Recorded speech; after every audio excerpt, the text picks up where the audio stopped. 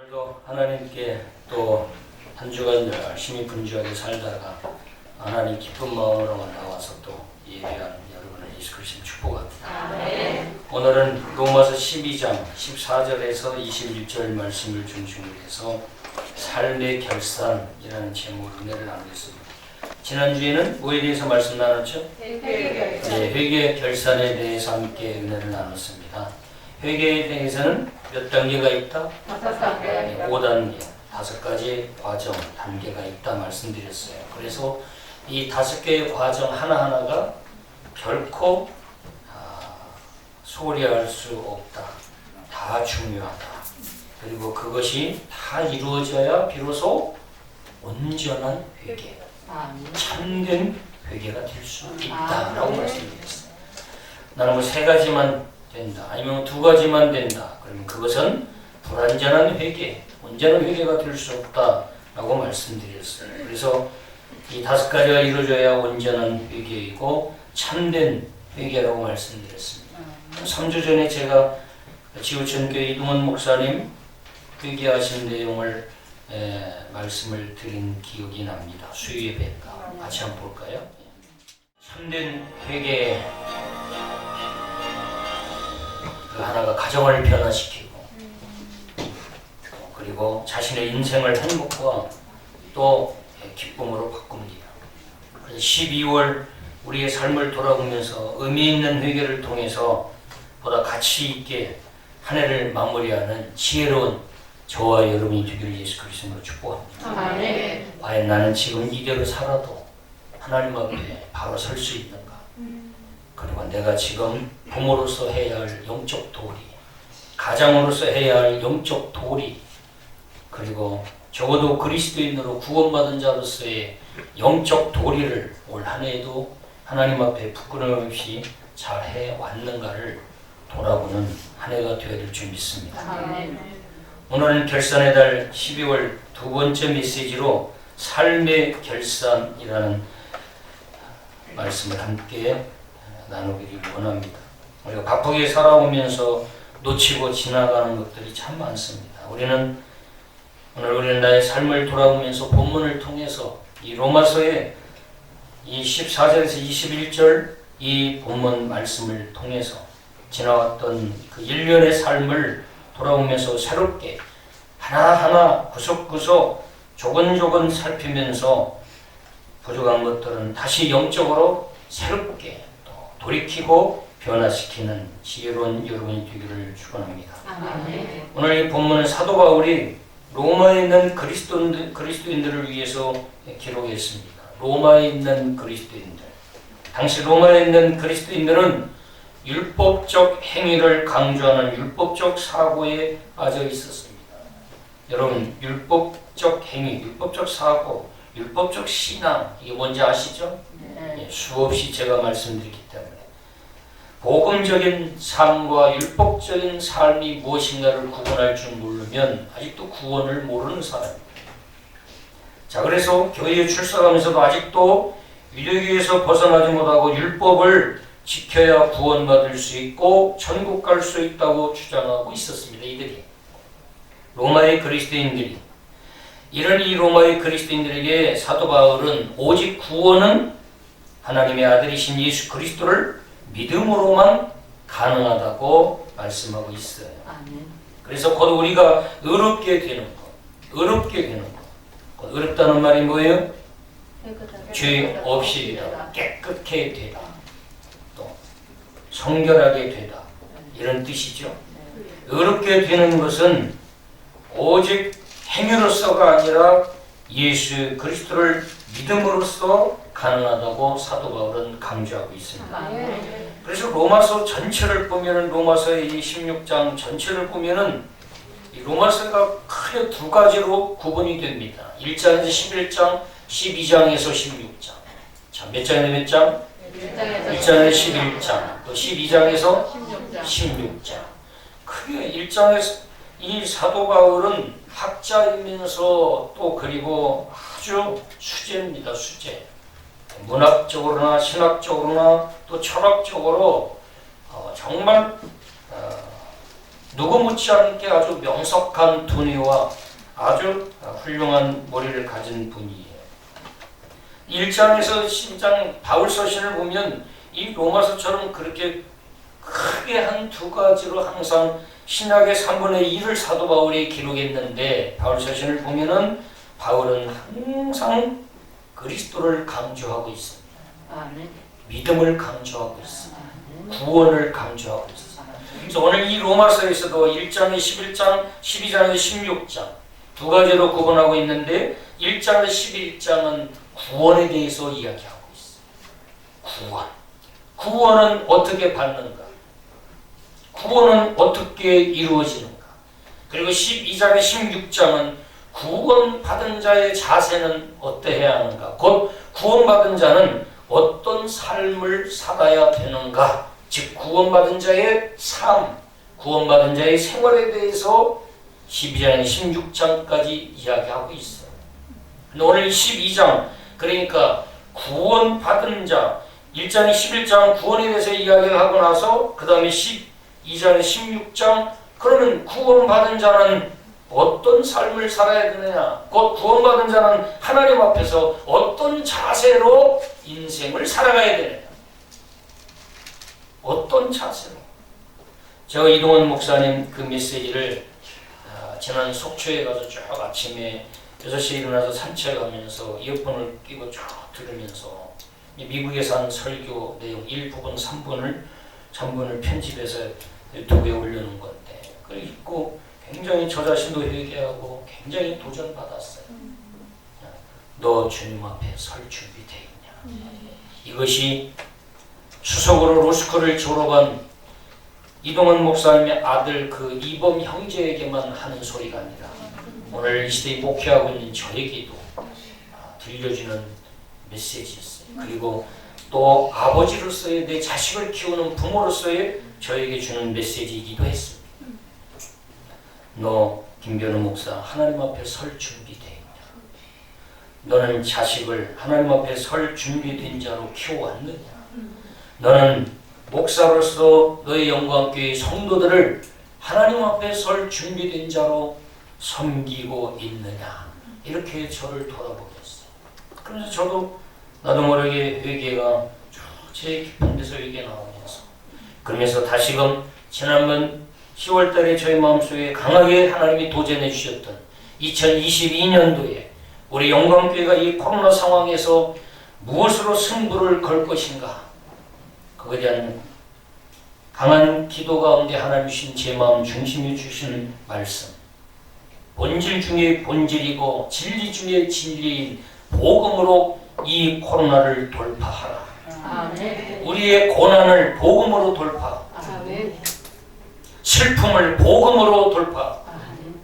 모든 죄악을 복음으로 돌파할 때에 그 모든 건 다 깨지고 박살나고 반드시 승리하고 이기고 하나님께 영광을 돌리는 역사가 있게 될 줄 믿습니다. 아멘. 그래서 그 말씀을 다시금 저 자신을 돌아오면서 2022년도에 복음으로 바로 서는 우리 온 성도가 되었으면 좋겠다. 아멘. 저도 우리 자식들한테 끊임없이 이 복음에 대해서 수십 번, 수백 번 강조하고 또 점검하고 또 진단하고 끊임없이 잔소리.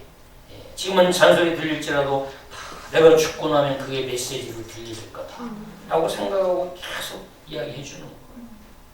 여러분도 마찬가지인 줄 압니다.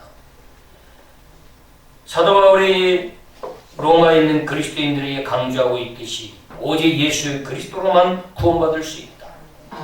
그리고 이 예수 그리스도를 믿는 이 복음에 얼마나 충실한 삶을 살아가고 있는가, 이것이 바로 12장부터 16장까지 이야기하고 있습니다.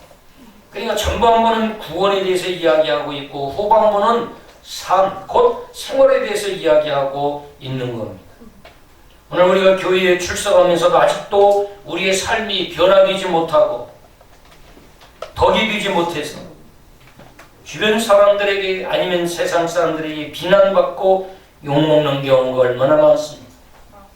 무늬만 그리스도인이지 깊이 들어가면 아직도 세속적이고 세상적인 우리의 삶, 우리의 생활 때문에 얼마나 주변 사람들이 우리를 예수님을 비난하게 만들고 예수님을 욕먹게 만들고 교회를 욕먹게 만들고 있는 줄 몰라요. 그런 면에 있어서 우리가 올 한 해의 우리의 삶, 곧 우리의 생활을 돌아보면서 이 말씀을 통해서 은혜 나눴으면 좋겠습니다. 로마서 12장을 보면 굉장히 중요한 메시지가 등장하는데, 자, 1장에 11장은 구원에 대한 내용이죠. 어떻게 구원받을 수 있는가? 그런데 12장에 이제는 주제가 확 바뀌어요.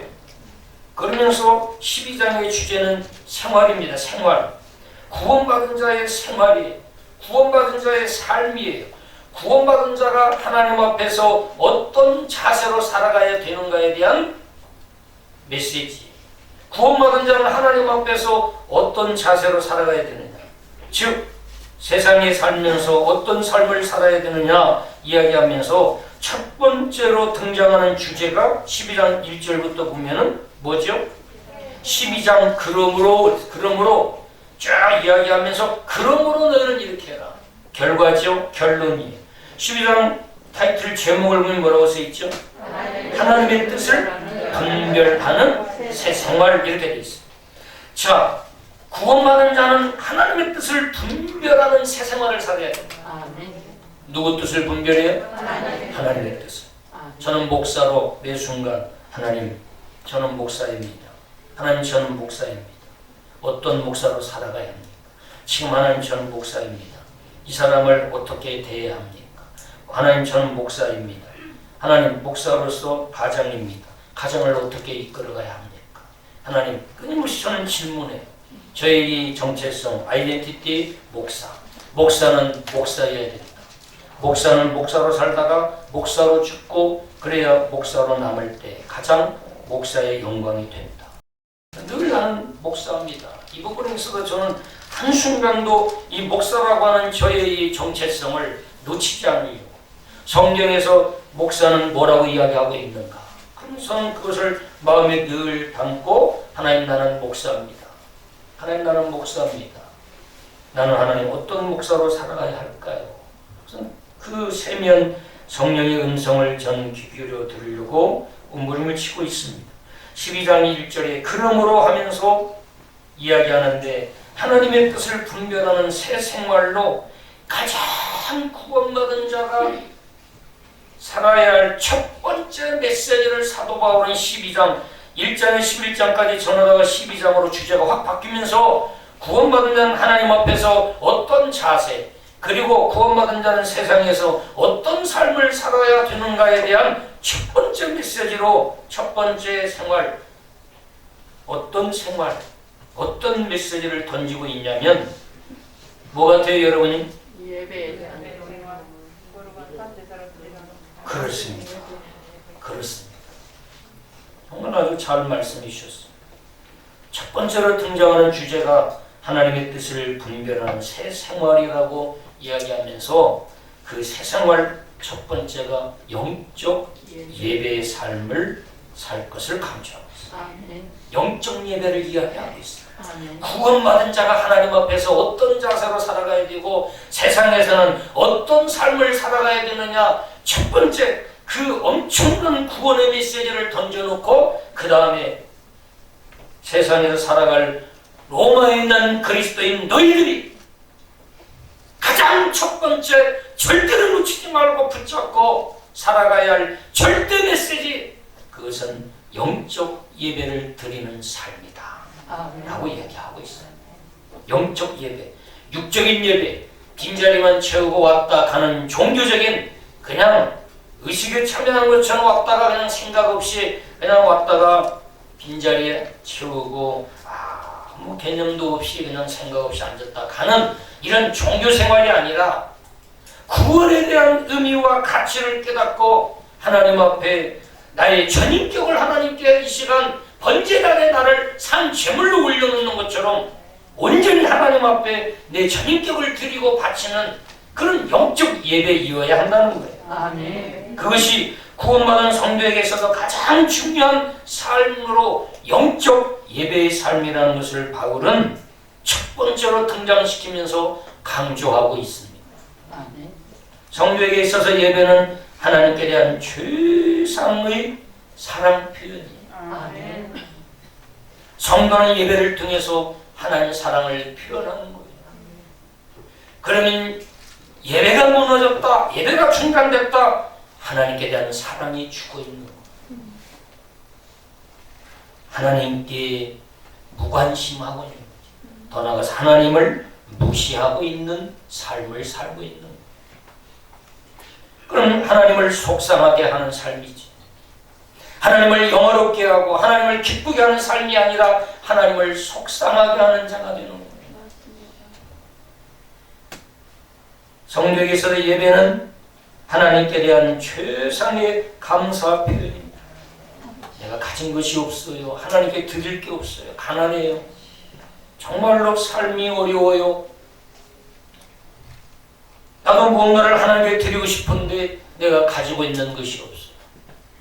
그럴지라도 하나님 앞에 나와서 구원에 대한 은혜와 감격을 기억하고 내 마음속 깊은 곳에서 우러나오는 그 하나님의 은혜에 대한 보답, 감사하는 마음으로 눈물을 글썽이며 예배자로 초대받고 세상에 그 많고 많은 수십억 중에서 특별히 하나님이 나를 사랑한다고 선택하셔서 예배자로 초청장을 보내서 예수님 손에 초청장, 초대장을 쥐어주고 나에게 찾아오셔서 나를 하나님이 부르시고 초대한다고 그 초대장을 예수님을 통해 나에게 전달해 주시고 예배자로 불러주셔서 오늘 하나님의 전전에 나와 예배자로 초대받고 나와서 특별히 하나님께 교제하면서 예배드리고 내가 드린 예배를 하나님은 기뻐서 천국에서 춤추면서 내 예배를 받아주고 계신다는 그 사실을 기억하면서 우리는 하나님께 예배하는 거지. 그게 바로 최상의 하나님 앞에 감사 표현에 드리는 예배가 하나님께는 영광이 된다. 가지고 있는 것 없어도요, 하나님께 예배를 잘 드리면 그것이 수천억 수백억을 드린 것 못지않게 하나님께 영광이 된다는 사실을 저와 여러분 기억해야 될 줄 믿습니다. 육적 예배가 아니라 몸만 왔다고 무조건 다 예배가 되는 것이 아닙니다. 교회에 와서 의자에 앉아 예배한다고 다 예배가 되는 게 아니에요. 우리가 교회에 와서 앉아서 예배를 드리고 와도 죽은 예배가 될 수 있다는 거죠. 죽은 예배. 아무 말씀도 들어오지 않고 찬송 하나 내 의식하면서 찬송을 감사하는 마음으로 가사 하나를 생각하면서 힘있게 진심으로 내 마음을 다해서 감정으로 하나님 앞에 드리는 예배가 아니라 그냥 건성으로 대충 그냥 입 발딱발딱 하면서 그냥 부른 동만도 그냥 대충 부르고 무슨 예배입니까? 예배는 쇼가 아닙니다. 예배는 콘서트가 아니에요. 예배는 내 생명을 드리는 시간입니다. 예배는 내 신앙을 온 전격을 다 바쳐서 내 신앙을 표현하고 고백하는 시간. 하나님 감사합니다. 나 같은 죄인을 감히 예배자로 불러주시고 하나님 정말 고맙습니다. 하나님 한 주간 너무너무 힘들었습니다. 하나님 지쳤습니다. 하나님 세상을 살아가는 것이 너무나 두렵습니다. 너무 무섭습니다. 하나님 이 시간 위로받으러 나왔습니다. 하나님 도와주세요. 우리가 힘들고 어려울 때 주님을 찾고 주님을 의지합니다. 그래서 우리 믿음의 사람들은 오늘 사도 바울이 하나님의 뜻을 분별하는 새 생활로 제시한 첫 번째가 영적 예배를 드려요. 영적 구원받은 자가 드리는 첫 번째 생활은 무슨 생활이냐? 예배 생활이다. 예배 생활을 강조하고 있어요. 영적 예배는요, 성령의 감동과 감화가 있어서 성령께 완전히 사로잡혀 드리는 예배입니다. 성령께 사로잡혔는데 예배드린다고 앉아서 우리가 무슨 오만 생각이 다 들어와가지고 눈은 뜨고 쳐다보는 거는 있는데 머릿속은 진 저기 가서 생각하고 저기 가서 생각하고 그게 무슨 예배입니까? 몸만 앉아있는 육적 예배지. 영적 예배는요, 말씀이 선포되면 설포되는 대로 따라오는 거예요. 생각하고 그 말씀에 붙잡혀서 이미지 또 생각하면서 계속 그 말씀이 내 영혼 속에 하나하나 새겨지도록 집중해서 그 말씀을 들으면서 생각하면서 들으면서 따라오는 거야. 아멘. 그러면 그 말씀과 내가 육화되거든. 동화되는 거야. 동화. 그러면 그 말씀이 시간이 지나도 머릿속에 그대로 남아있게 돼. 그게 영적 예배라는 거예요. 구원받은 자가 드리는 예배는 다릅니다. 구원받은 자가 드리는 예배의 모습, 예배의 태도는 달라요. 제가 설교자가 돼서 여기 서보니까요, 느끼겠더라고요. 하나님만이 아시겠지만 느껴요. 구원받은 자가 드리는 예배 다르죠. 지옥 가는 자 꺼내주셨는데 죽어가는 자 완전히 들어갔다 나왔다 물에 빠져가지고 그 죽기 직전인데 그 자를 살려냈는데 살려낸 자 앞에 있는데 건성건성하고 시계 보고 약속 있다고 막 아무도 안 쳐다보고 눈도 안 맞추고 막 이러고 건들건들하고 있겠어요?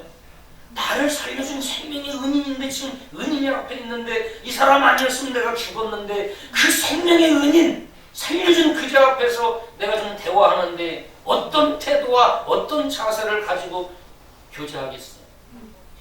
우리가 영적으로 하나님과 교제하고 하나님께 나와 예배하는데 우리가 드리는 예배의 태도와 자세가 그럴 수 있겠어요? 다르죠. 구원받은 자가 드리는 예배는 다릅니다. 지옥에서 죽음에서 구원받은 자가 드리는 예배는 감격이고 은혜고 축복, 기쁨이고 회개고 다 은혜. 아멘. 예배는 상대 시간이 아니고 절대 시간입니다. 우리의 삶의 우선순위의 첫 번째 항상 구원받은 자는 예배가 있어야 합니다. 아멘. 우리의 모든 삶에 있어서 첫 번째로 항상 예배가 있어요. 아멘. 저는 비행기를 타도 첫 번째 좌석에 앉자마자 하나님께 기도하죠. 아침에 일어나자마자 침대에서 눈 뜨자마자 하나님 감사. 아멘. 그 예배. 아멘. 우리가 교회에 딱 오면 오자마자 의자에 앉자마자 하나님께 기도하죠. 감사. 이게 모든 우리의 삶에 있어서 첫 번째 우선순위가 예배라는 것을 보여주고 있는 거예요. 아멘. 제가 이번 노예에서 주관하는 행사에 지난 한 주 월요일부터 수요일까지 제주도를 다녀왔습니다. 제주 다녀왔는데 제주도에 35년간 은퇴하시고 제주도에 또 살고 계신 방주교회 우리 노예 원로 목사님이신 이문수 목사님을 3일간 함께 걷고 또 식사하고 또 대화하면서 제가 또 금요일 후에 기사를 써드리려고 같이 걸으면서 대화도 하고 하면서 교제를 했습니다. 그래서 제가 목사님께 평소 목회 철학으로 삼으시는 것은 무엇이냐고 제게 질문을 했어요. 목사님이 35년 동안 목회하면서 꼭 하나, 그 중에서 목사님이 이야기하고 싶은 거 하나 목회 철학으로 붙잡고 35년을 또 이렇게 목회해온 목회 철학이 있으시면 하나 들려주세요 했더니 딱 한 말씀을 하시더라고요. 여러 가지가 있지만 자기는 다 지나간다. 다 지나간다. 이것을 붙잡고 35년 목회했다고. 다 지나간다. 부귀 영화도 지나가고. 그래서 부귀 영화를 얻었다고 교만하고 자만할 것도 없다. 왜? 지나갈 겁니다. 천년 만년 그것이 부귀 영화로 있는 줄 알고 우쭐해가지고 교만해가지고 그래서는 안 된다. 그것도 지나가고. 고난도 지나가고. 고난이 왔다고 죽을 생각할 필요도 없다. 그것도 잠시 잠깐이고 머지않아서 그 고난도 다 지나간다. 슬픔도 다 지나간다. 기쁨도 다 지나간다. 그래서 낙심할 것도 자랑할 것도 교만할 것도 욕심 부릴 것도 없더라. 그러면서 자기는 35년 동안 다 지나간다고 하는 이 메시지 하나 붙잡고 견뎌오고 힘들고 어렵고 그리고 하나님이 엄청난 큰 은혜와 복을 주시는 그 순간에도 자만하지 않으려고 몸부림쳤다. 다 지나갈 건데 다 지나가고 때가 되면 주님이 부르시면 다 놓고 호련히 주님께 떠나가야 된다. 다 지나가는 인생 어떤 위치 어떤 상황에서도 절대 우리 성도님들은 놓치지 말아야 할 것은 오직 예배입니다. 아멘. 사도 바울이 가장 첫 번째 구원받은 자로서의 삶에 대해서 강조하는 영적 예배, 하나님의 뜻을 분별하고 영적 예배드릴 것을 강조하고 있는 이 메시지, 저와 여러분도 절대 놓치지 말고 붙잡아야 될 줄 믿습니다. 아멘. 예배에 성공하면, 한번 따라할까요? 예배에 성공하면 예배에 성공하면 인생 성공합니다. 인생 성공합니다. 예배에 성공하면 예배에 성공하면 축복 성공합니다. 축복에 성공합니다. 성경에서 예배에 실패한 자와 예배에 성공한 자들이 너무 많이 나와 있어요. 아이러니컬하게도요, 성경에 실패한 자들 보면요, 공통적인 요소가 있어요. 공통적인 특징이 하나 나와요. 성경에 실패한 자들 다 하나하나를 추적해 보면요, 다 공통적인 특징이 있어요. 사울아, 뭐 가룟 유다 할 것 없이 다 뭐예요? 예배에 실패한 사람들. 예배에 실패한 사람들은요, 다 인생이 망했어요. 반대로 성경에서 성공한 사람들을 보면요, 다 예배에 성공한 인물들이었어요. 예배를 통해서 우리는 하나님과 친밀해지고 하나님과 깊은 영적 관계를 이룰 수 있습니다. 아멘. 예배가 흐트러지고 예배가 소홀해지면은 우리의 생각이 세상을 향하고 있고 욕심을 향하고 있고 성공을 향하고 있습니다.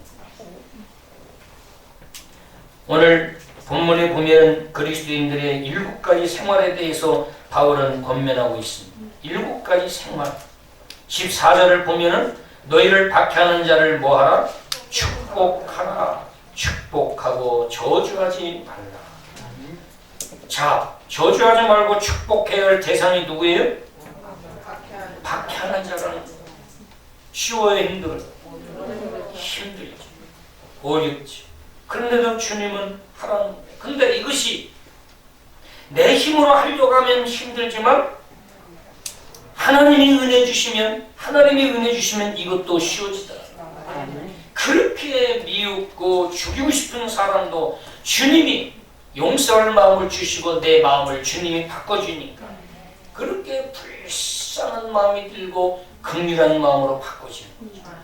그래서 이 축복도 내 힘으로 할 수가 없어요. 내 능력으로 할 수 없어요. 옆에 있는 사랑하는 아내, 남편 하나도 우리가 어떤 때는 사랑하지 못하고 미웠게 여기고 그리고 다투고 서로 화내고 싸우고 그러면서 그 좋은 나라를 다 보내는 경우들이 우리가 많이 있잖아요. 그런데 성령 하나님이 우리 마음에 주님의 마음을 우리에게 주시면 주님의 마음을 우리에게 회복시켜 주시면 다 모든 것들이 다 긍휼이 보이는 거예요. 다 불쌍한 마음이 들고 긍휼한 마음이 들어요. 목회도요, 제가 해보니까 정말로 예수님의 마음이 없이는 목회할 수 없는 거예요. 목회는 주님의 마음으로 하지 말발로 목회하는 것도 아니에요. 수완으로 하는 것도 아니에요. 머리로 하는 것도 아니에요. 돈으로 하는 것도 아니에요. 학벌로도 목회하는 게 아니에요. 박사학위 가지고 목회하는 게 아니에요. 신학박사학위 가지고 목회하는 것도 아니라 목회는 주님의 마음만 있으면 목회가 되어져 간다. 저는 이렇게 생각합니다. 주님의 마음이 오면 어떤 것도 이해하지 못할 게 없고 용서하지 못할 게 없고 양보하지 못할 게 없고, 저는 저의 목회 철학 중에 하나가 성도에게 져주는 목사가 되죠. 그래서 저한테 여러분 싸움 걸지 마세요. 싸움 걸어봐야 제가 다 져주니까. 절대로 싸움 걸지 마세요. 걸기만 해봐라 내가 다 져주거든요. 예. 저는 제 비망록에도 다 써 있어요. 성도를 이기려 하지 말고 져주는 목사가 되자. 그냥 져주는 거지. 그러나 말씀에는 지면 안 된다. 하나님의 말씀만큼은 목사의 특권이, 목사의 강론권이 하나님으로부터 부여받은 거니까 이 부분은 철저히 기도하면서 누구에게도 양보하고, 이 부분에 있어서 누군가 성도들이 이 부분에 있어서 성도들이 판단하거나 이 부분에 있어서 도전하면 안 된다. 그것은 제가 이해할 수도 없고 용서할 수도 없고, 이단이 아닌 이상 그러나 다른 모든 그 행정이고 뭐고 이런 것은 저희에게는 그렇게 크게 중요하지 않아요. 다 장로님들, 권사님들, 지혜로운 우리 장로님들, 권사님들 다 집사님들이 있습니다. 상의하면서 합리적으로 같이 상의해서 또 옳은 것을 찾아가면 되는 거고, 그보다 더 중요한 것이 우리에게 있어서는 여호와 하나님의 말씀입니다. 아멘. 하나님이 은혜 주시고 성령님이 주님의 마음으로 회복시켜 주시면 박해하는 자도 축복하는 삶이 될 수 있다. 아멘. 그래서 우리가 올 한 해 동안 나를 박해하는 자를 우리가 미워하고 저주했다면 이것도 하나님께 우리는 회개해야 합니다. 아멘. 그만큼 우리 안에 주님의 마음이 없었다. 주님의 마음이 부족했다는 거예요. 두 번째로 15절입니다. 두 번째 15절 보면은 즐거워하는 자들과 함께 즐거워하고 우는 자들과 함께 울라. 두 번째 그리스도인의 생활, 즐거워하는 자들과 함께 즐거워하고 우는 자들과 함께 울라. 즐거워하고 울라 그랬어요. 그런데 여기 본문 보면은 누구와 함께 하라는 거예요? 누구와 함께 하래? 즐거워하는 자들과 함께 하고 또 우는 자들과 함께 하라는 거예요. 그래서 같이 울어주고 같이 기뻐하고 즐거워해 주라는 거죠. 자, 그런데 여기서 가장 중요한 단어가 있어요. 어떤 단어를 뽑을 수 있어요? 함께. 맞아요. 함께.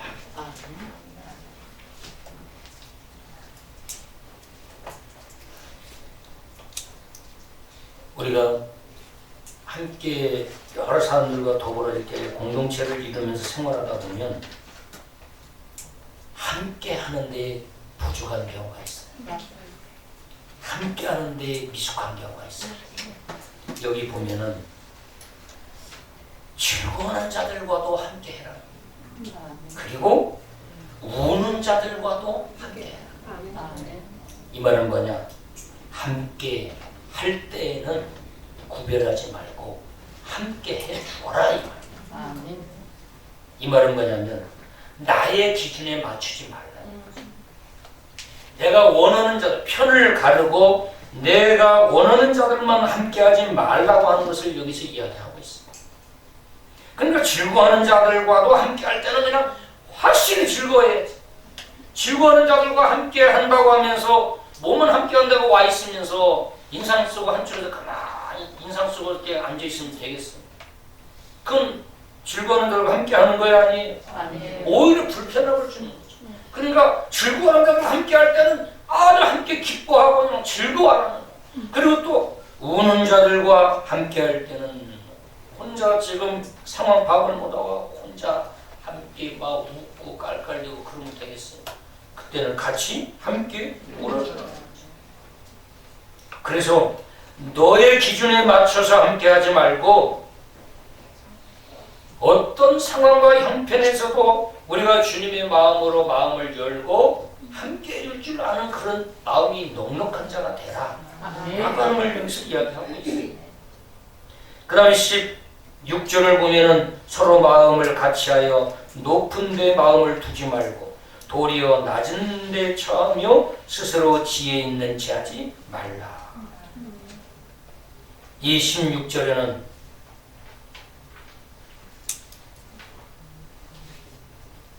이 문장을 전체 요약하면 서로 마음을 같이하며 높은 데 두지 말고 쭉 이야기를 하는데 이건 마음을 같이 하라. 마음을 같이 하라. 자, 여러분 마음을 같이 하려면 뭐가 필요하겠어요? 마음을 같이 하려면 뭐가 필요해?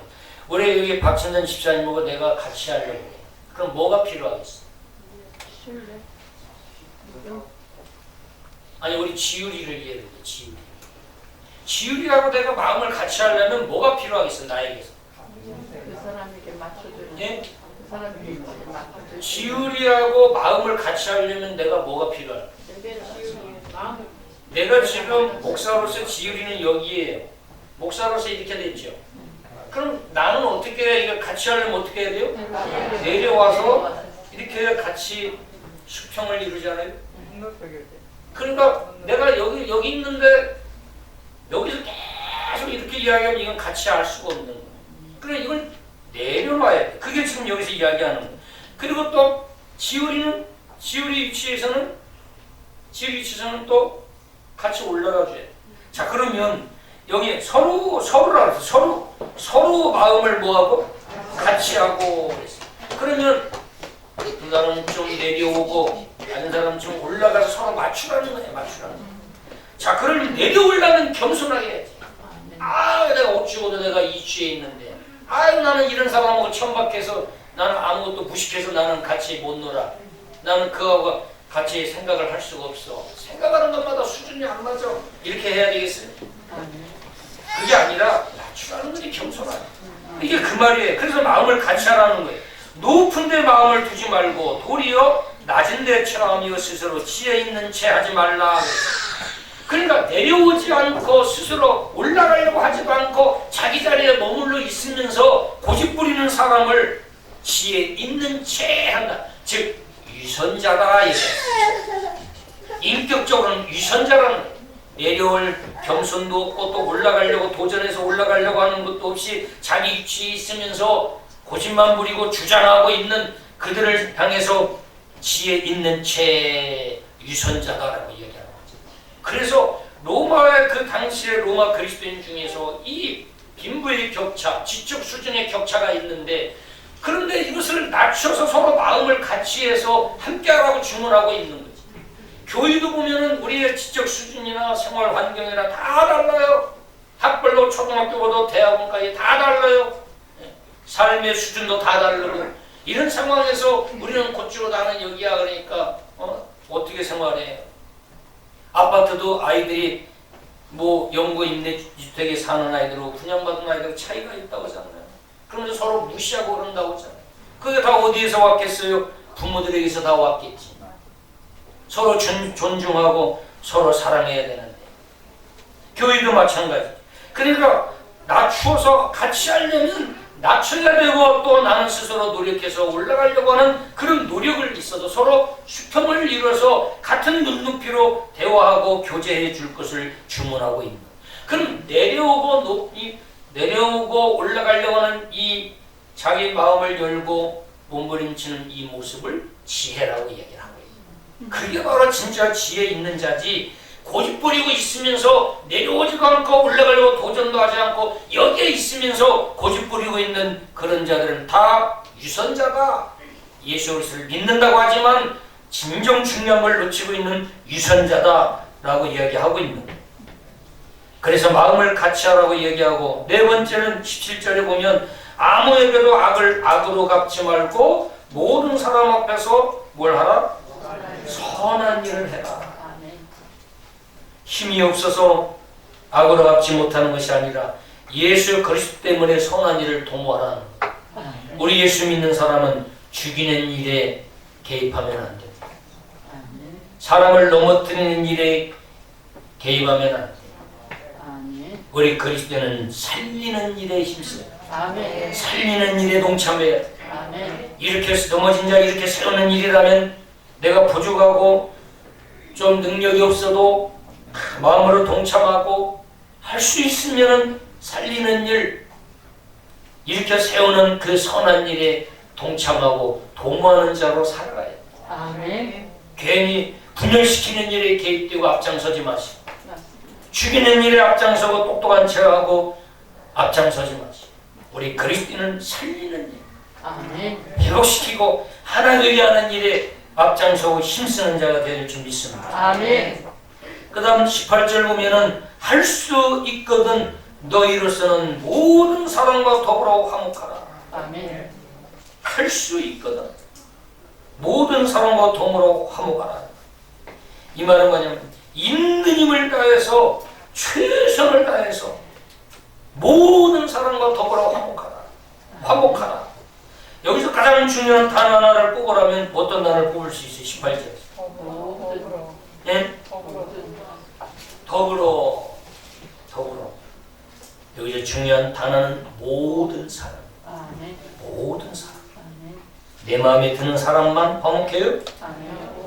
내 뜻을 잘 따르는 사람만 화목해요? 아니. 모든 사람. 가능하면 나를 싫어하는 사람과도 화목하라. 아멘. 나와 불편한 사람과도 화목하라. 이 말. 아멘. 모든 사람과 더불어 화목하라. 우리 영광교회 성도님들은 우리 교회 안에서 서로 불편한 관계를 잇거나 서로 뒤에서 험담하는 그런 일이 없기를 바랍니다. 아멘. 우리 영광교회는 모든 사람과 더불어 화목하는 저와 여러분이 될 줄 믿습니다. 아멘. 뒤에서 다른 사람을 부정적으로 험담하고 그런 일을 절대 삼가하시기 바랍니다. 아멘. 다른 사람을 뒤에서 부정적으로 평가하고 비난하고 그런 행위는 절대로 하나님이 기뻐하지 않아요. 뒤에서 서로 축복하고 서로 세우고 서로 칭찬해주는 아멘. 그런 우리 영광교회가 될 줄 믿습니다. 아멘. 19절 말씀 보면은 내 사랑하는 자들아 너희가 친히 원수를 갚지 말고 하나님의 진노하심에 맡기라. 기록되었으니 원수 갚는 것이 내게 있으니 내가 갚으리라고 주께서 말씀하십니다. 아멘. 원수 갚지 말라 이 말. 맞습니다. 안 갚음하지 말라 이 말. 보복하지 말라 이 말. 아멘. 오늘날 정치권에 새로운 정권에 들어서면 얼마나 보복 정치를 합니까? 그로 인해서 얼마나 많은 사람들이 또 죽습니까? 희생하고. 원수를 갚지 말고 하나님께 맡겨라. 아멘. 왜 하나님께 맡겨야 되냐? 원수는 너가 갚는 게 아니라 내가 갚는 것이기 때문에 그렇다 아멘. 라고 하나님 말씀했어요. 아멘. 원수는 누가 갚냐? 하나님. 원수 갚는 일은 누구의 일이냐? 하나님의 일이라는 거예요. 아멘. 너희는 너희가 원수 갚는 일이 아니라 원수는 내가 할 일이라고 예수님 이야기하고 있어요. 아멘. 그러니까 너희는 너희 손에다가 절대로 원수 갚는다고 하면서 너의 손에 피를 묻히지 마라. 맞습니다. 그러면 원수 갚는다고 네 손에 피를 묻히려고 하면 너도 원수처럼 죽는다. 맞습니다. 원수 죽는다고 하다가 너도 죽는다. 우리 그리스도인들은 악을 악으로 갚지 말고 원수를 갚지 말고 아멘. 원수는 하나님이 해야 할 일이 원수 갚는 일은 내 일이 아니고 하나님의 일. 아멘. 하나님께 맡겨. 아멘. 하나님이 해야 할 일이니까 하나님 하시라고 하나님께 맡기는 거예요. 아멘. 좀 힘들지요. 화도 나고 서운하고 분도 나고 막 그러지만 그래도 주님께 맡기고 주님이 다 알아서 선악간에 분별하시고 판단의 축을 믿고 주님께 다 맡겨요. 아멘. 돈 떼먹은 사람도 다 맡겨요. 돈 떼먹은 사람도 맡기고 그렇다고 바보는 되지 마시고 정확히 받아서 선한 일을 쓸 수 있으면 정확히 받아야지. 그리고 거기 보면 원수가 19절 중반 이후에 보면 기록되었으니 원수 갚는 것이 누구에게 있으니 내게 있으니 누가 갚으리라. 내가 갚으리라. 아멘. 그러니까 원수는 누가 갚아요? 하나님이가. 원수 갚는다고 마음 상하고 육신 상하지 말고 맞습니다. 주님께 맡기고 주님이 대신 갚아주게 하고 나는 주님 의지하면서 기도하면서 새 일을 찾아서 힘쓰는 지혜로운 저와 여러분이 될 줄 믿습니다. 아멘. 21절 보면은요 마지막으로 거의 20절 보면은 또 기가 막힌 이야기를 하나 하고 있어요. 네. 반대로 원수는 원수 갚는 일을 하나님께 맡기고 내가 해야 할 일이 있다는 거예요. 네. 20절 나는 뭐 하라는 거예요? 내 원수가 줄이거든 뭐해? 네. 굶어 죽는 거 쳐다보지 말고 먹을 거라도 갖다 주면 주라는 거. 아멘. 그리고 목마르거든 마시라는 거. 아멘. 아니 세상이 지금 죽여도 풀이 안 풀리는데 이런 자에게 먹을 걸 주고 마실 걸 갖다 주라고 얘기해. 그런데 왜 그러냐?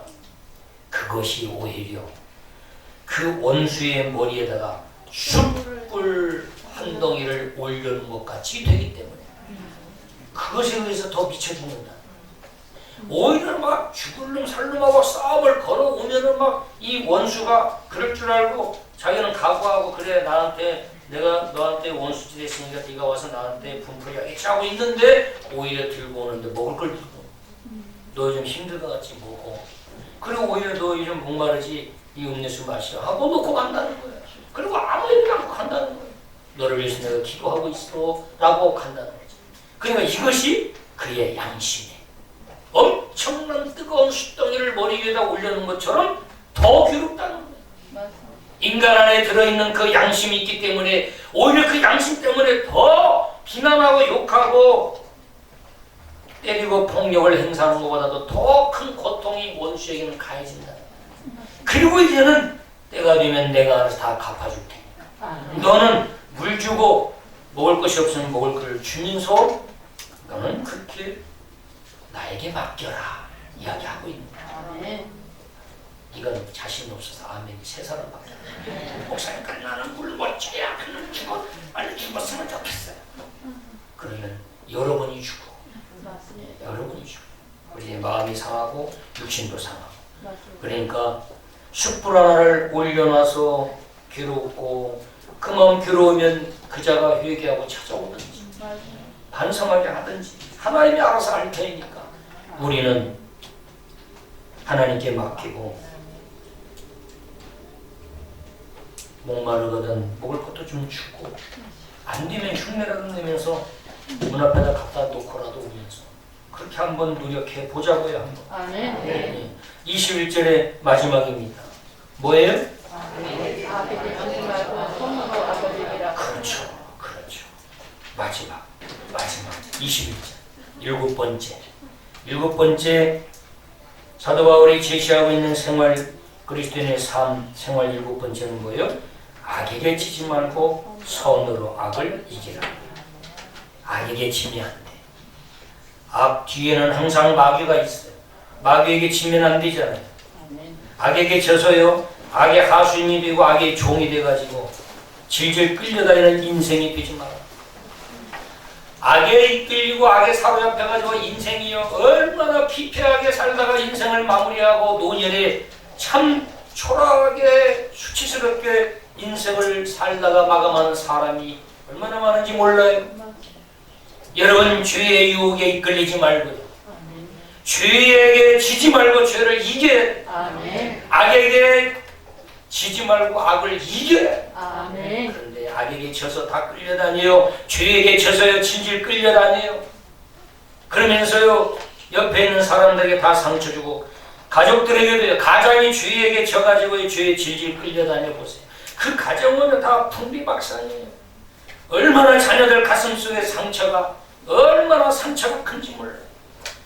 그런데 뻔뻔하게요 자식들한테 사과 한마디 용서 한마디 미안하다고 말 한마디도 않고 뻔뻔하게 가장이라고 하는 그 신분 위치 가지고요 얼마나 큰소리치고 사는 그런 참 어리석은 삶을 사는 사람이 있는가 몰라요. 우리는 악에게 지지 말고 죄에게 지지 말고 선으로 악을 이기고 아멘. 선으로 죄를 이기고 아멘. 여기 선이란 말은 도구예요. 이 세상에서 가장 좋은 선이 뭐예요? 복음이에요. 아멘. 가장 좋은 선이 예수 그리스도의 십자가가 가장 좋은 최고의 선, 도구예요. 선. 그러니까 우리는 악에게도 십자가로 다 이기고 아멘. 죄도 십자가로 다 이겨서 아멘. 죄의 하수인이 돼서 질질 끌려가 죄에게 사로잡혀서 만신창이 된 인생이 아니라 선으로 예수 그리스도 십자가로 악과 죄를 다 이기고 승리해서 아멘. 참으로 주의 능력과 권능으로 살아가는 성령 충만한 복된 삶이 되릴 줄 믿습니다. 아멘.